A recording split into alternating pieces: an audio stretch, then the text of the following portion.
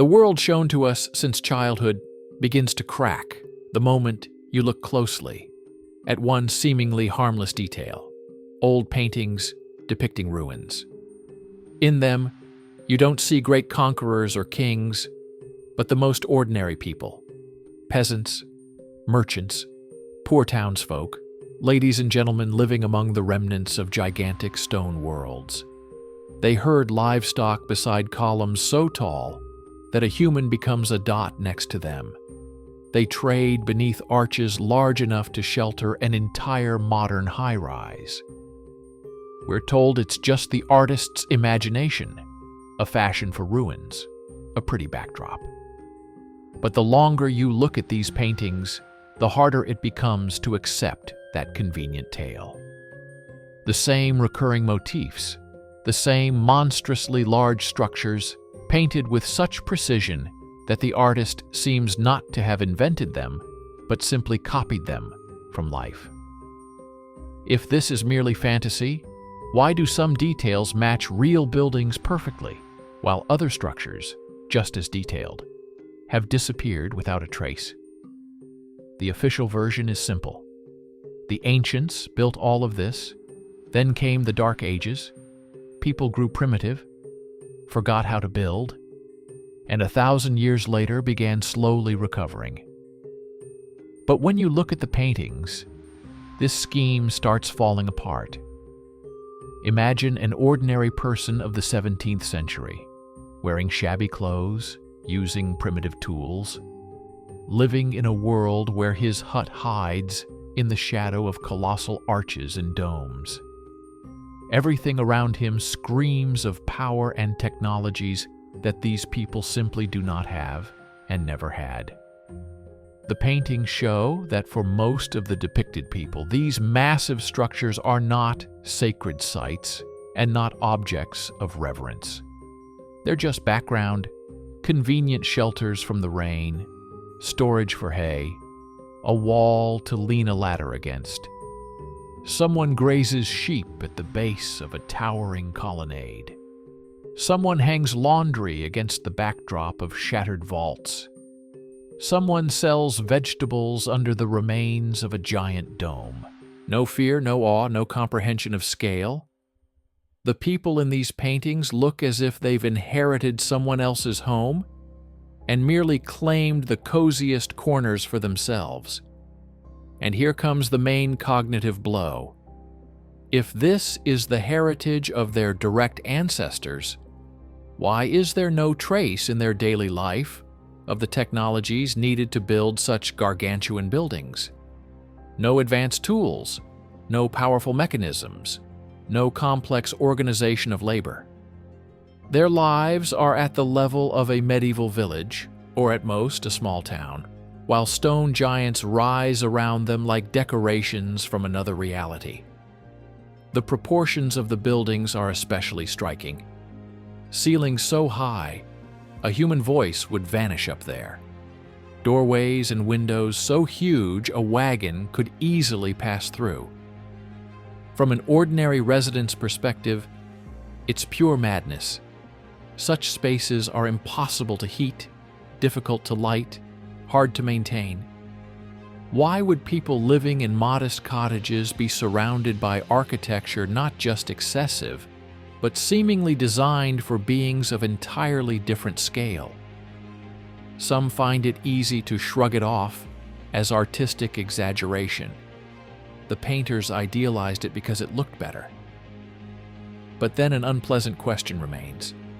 Why did they reproduce surviving structures almost perfectly, while declaring vanished ones pure fantasy? Where exactly is the border between painted from life and invented? And who had the right to draw that border? It gets even stranger when you remember that many of these artists were nearly photographic in precision. They weren't surrealists or storytellers, but careful documentarians of their time, intent on capturing the world as it truly was.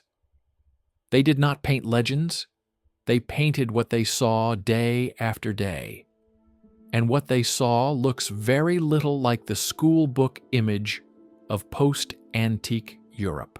This creates the feeling that we are not looking at romantic fantasies of a glorious past, but at real traces of another civilization whose cities had already died, but not yet vanished completely. Ordinary people live on their bones, people who did not build any of this, who don't understand how it was made and don't even try to.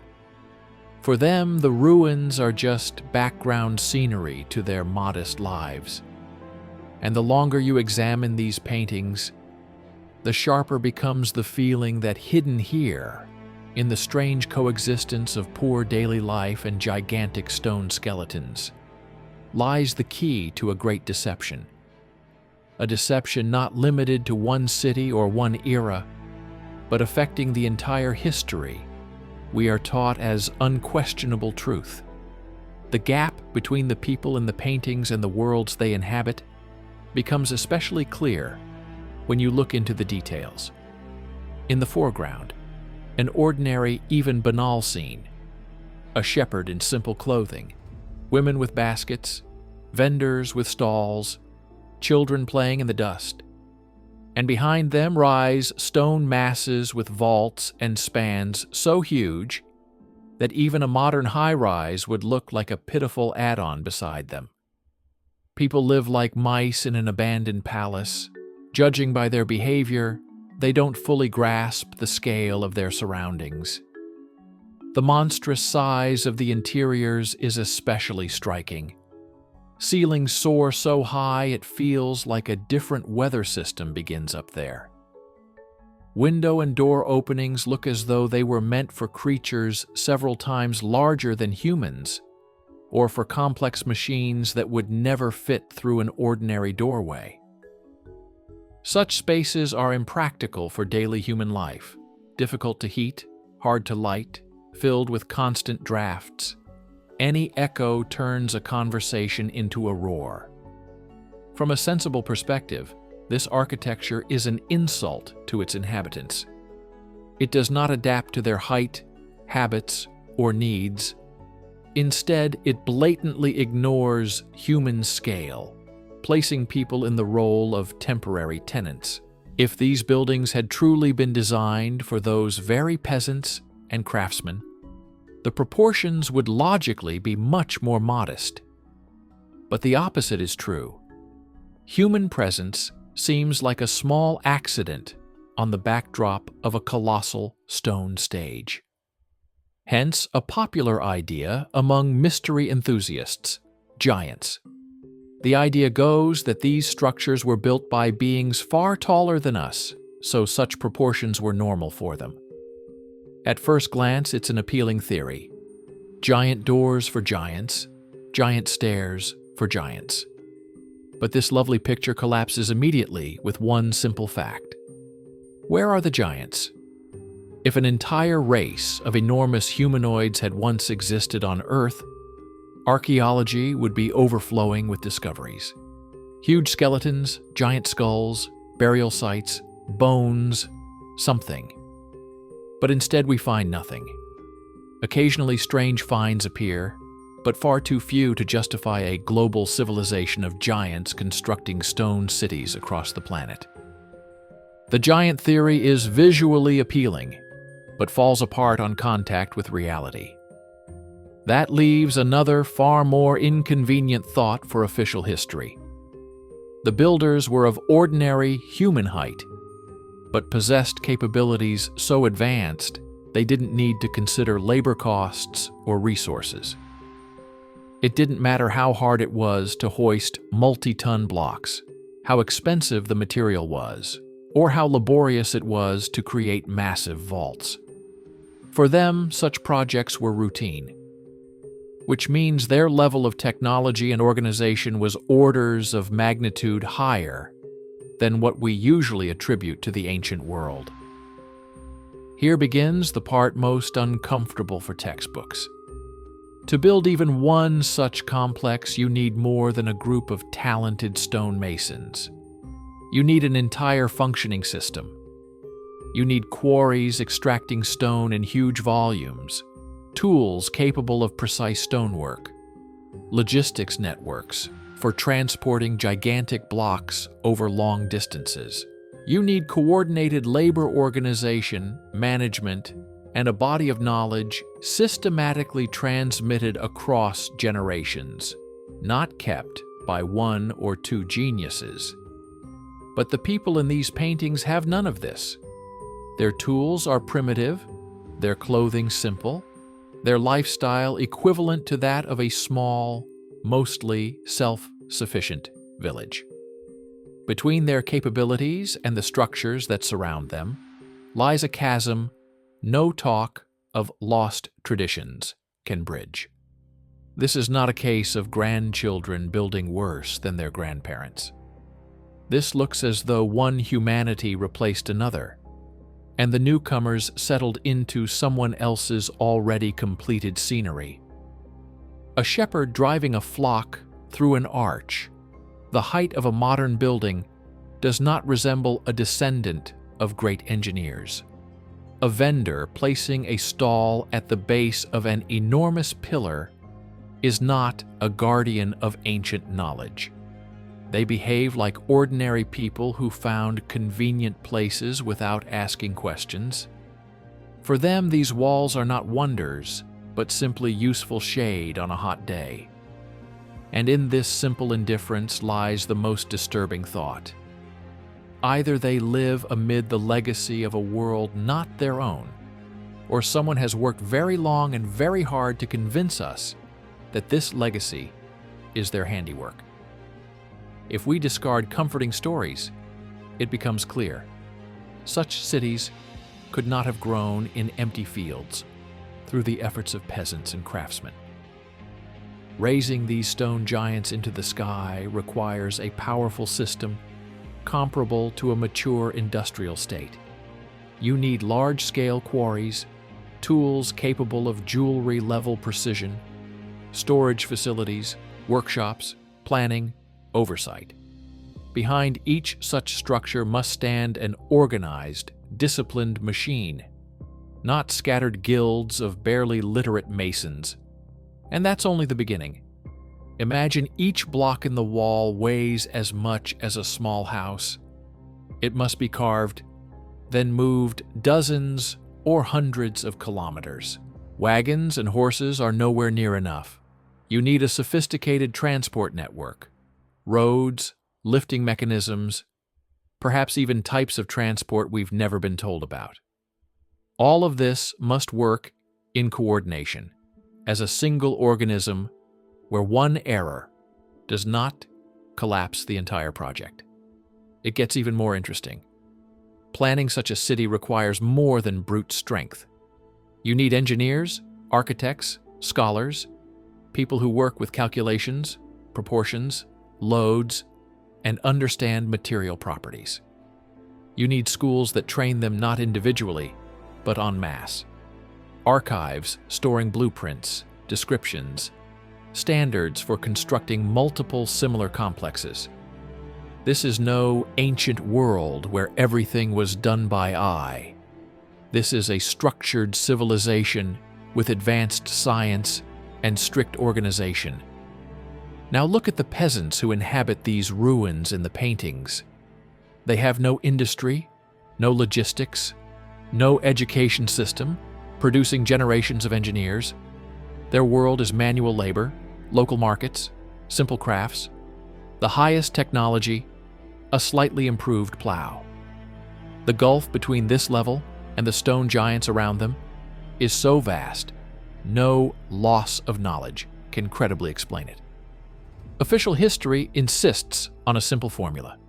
The ancestors built everything long ago, then came dark ages, everything was forgotten, then people slowly woke up. A neat pattern. Brilliance here, total collapse here, growth here. 1,000 years stretched between supposedly brilliant antiquity and supposedly bright Renaissance is presented as an era of universal regression. Any logical whole is patched with one phrase. They once knew, then forgot. But the closer you examine this hole, the more it looks like an artificial patch. Convenient to have a huge historical gap where you can discard everything that doesn't fit. Convenient to explain inconsistencies by saying, once people were great, then an entire continent suddenly forgot how to carve stone, build perfect arches, and assemble massive domes. Especially strange is the boundary between the 17th and 18th centuries. According to some research, this is where a real explosion of change occurred. Sudden technological leaps, city growth, scientific breakthroughs, as if someone pressed an invisible acceleration button. Around the same time, the camera obscura spread, allowing artists to capture reality with frightening precision, almost like photography. Thanks to it, we see these ruins not as fantasy, but as accurate depictions of reality. And around the same period, something else occurs, subtle but shocking. A global overhaul of the calendar. Different regions adopted it differently, but the essence is the same. The old system of counting years was phased out. A new one introduced, old dates pushed into oblivion. Essentially, an erasure, as if someone wanted to draw a line. Here, the old history ends. Here, ours begins. Cleansed, simplified, sanitized. In this light, the people who created modern chronology look suspiciously important. We're told they just collected scattered notes and built a tidy timeline. But if their task was not only scholarly but political, everything changes. Then they weren't recording the past.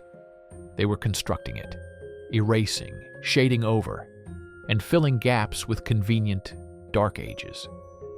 And at this point, paintings with ruins stop being mere pretty illustrations. They become visual documents of a transitional world, one that existed right after some immense, carefully hidden catastrophe. A world where fresh ruins had not yet grown over with forests or legends, but had already become the backdrop for a new population, settling among the remnants of someone else's greatness. A world official history treats as though it never existed. If we accept that our school book narrative is a carefully arranged display window, a different worldview emerges behind it. A world where modern humanity are not direct heirs of the great builders of megaliths, but latecomers who occupied abandoned territory. The people in the paintings look exactly like that, not creators, but tenants who accidentally moved into ready-made stone frames. They don't admire these structures, don't protect them, don't attempt to restore them. They simply use them as they are. From here arises one of the most uncomfortable ideas for official history.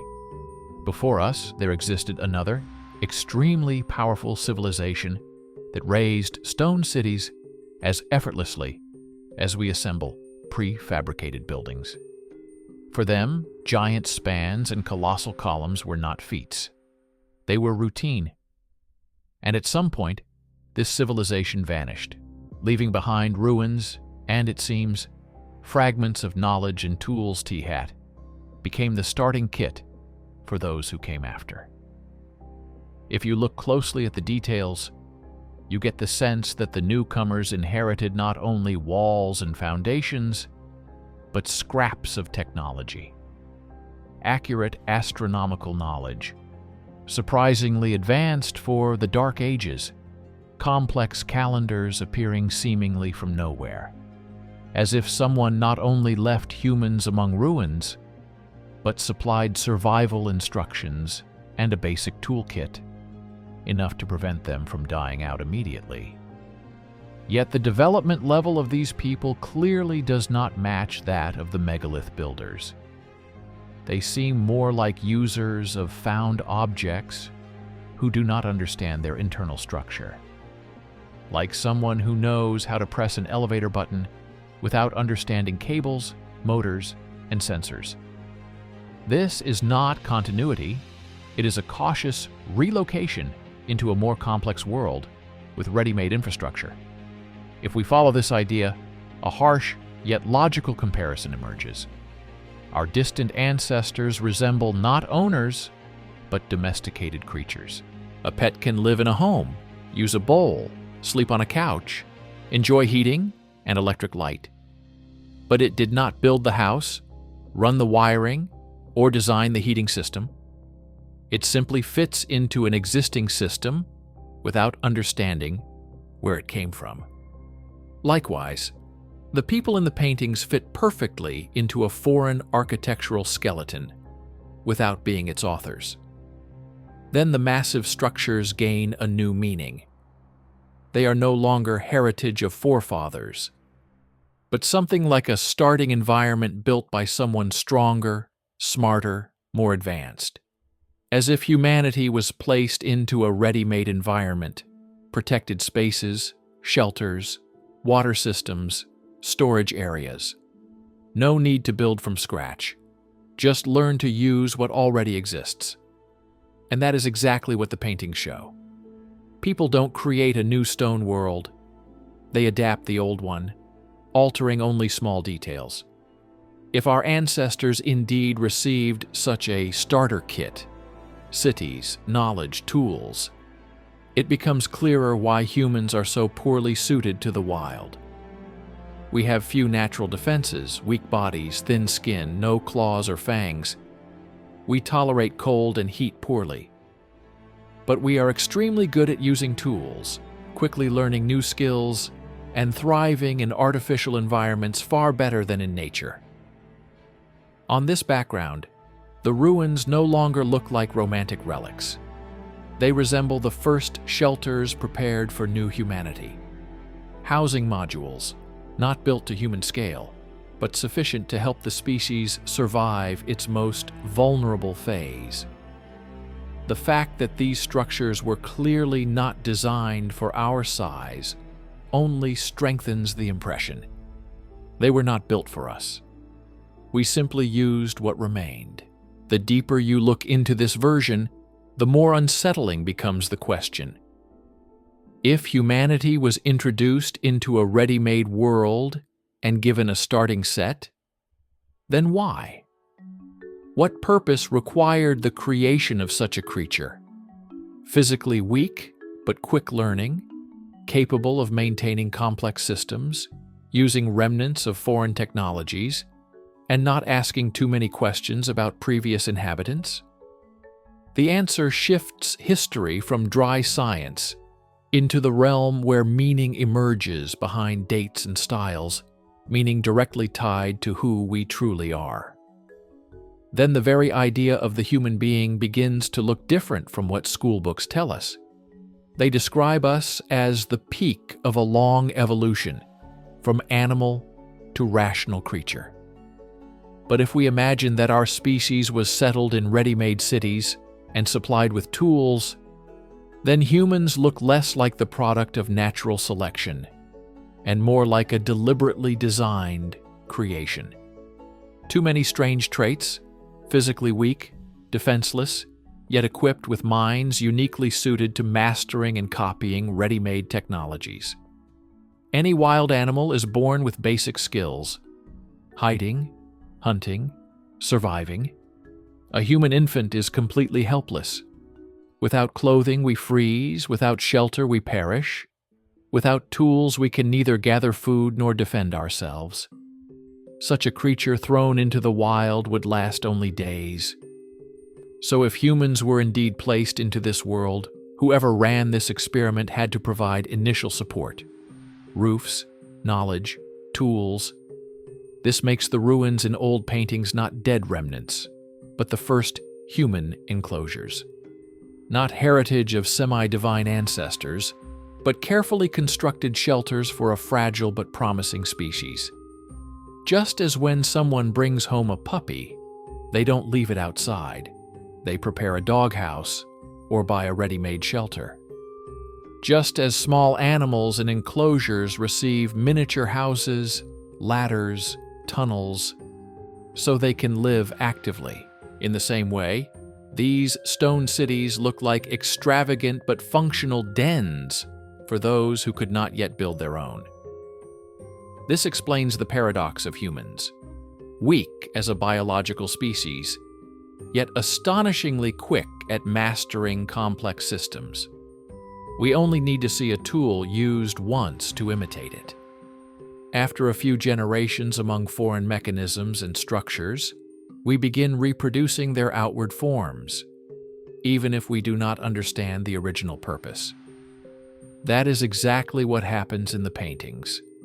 People do not build new megaliths, but imitate details, styles, patterns, often without understanding why they existed in the first place. Apply this model to domesticated animals, and everything becomes clearer. Humans breed animals for specific tasks: hunting, guarding, hauling, or simply companionship. Each breed is not random, but the result of purposeful selection.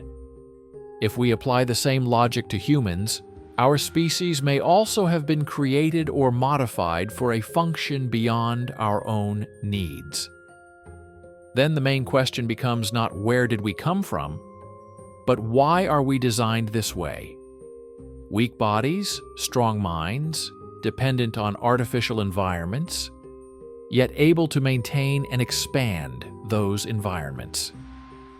We are ideal maintenance beings, able to repair, reconstruct, copy, and adapt. One does not need to own a factory to keep it running, only to understand the manual. And if humans are such world technicians, then the next, sharper question arises: what exactly are we maintaining and guarding? The answer need not be material. It may not be a factory, machine, or hidden object underground. Far more likely it's something in the nature of the world itself.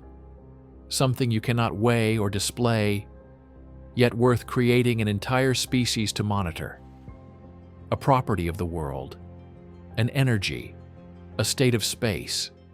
Call it what you like. And suddenly the old ruin paintings step outside art and become keys.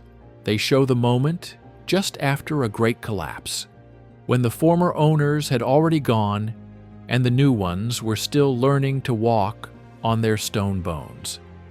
These paintings hold more than beauty. They contain the beginning of our real history, the one not written in convenient books. The history of a species perhaps created not for its own sake, but to quietly guard and maintain something in this world beneath the sky we think is ours.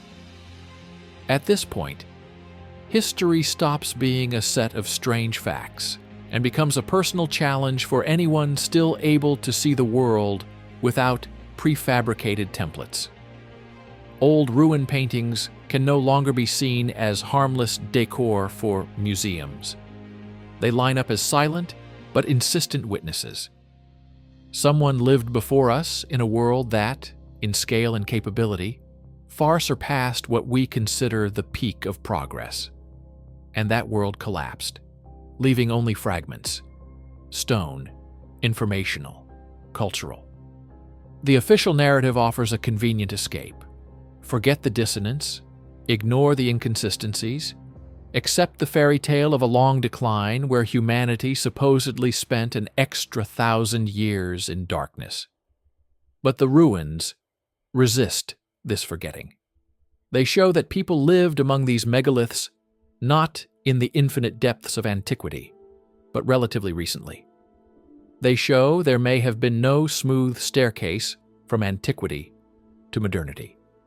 Instead, there was a leap, a rupture, a deliberate disruption of our memory. If humanity was settled into a ready-made world, supplied with scraps of knowledge, and left to survive among the bones of another civilization, many of our behaviors become disturbingly logical. We build miniature copies of former greatness, unaware of their original functions. We repeat shapes, rituals, designs, not knowing why they were needed. We are like children playing with keys to a door no one dares open. Thus, the main question is no longer, Who built everything? Or when did it collapse?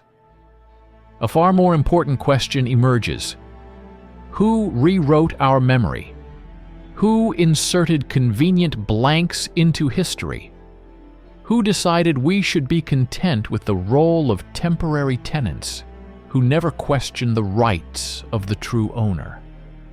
If humans were created or adapted to guard something important in this world, then somewhere nearby is the object of that guardianship, not necessarily visible, but defining our very purpose. And as long as we treat the ruins as just stones, we dutifully follow someone else's script of forgetting.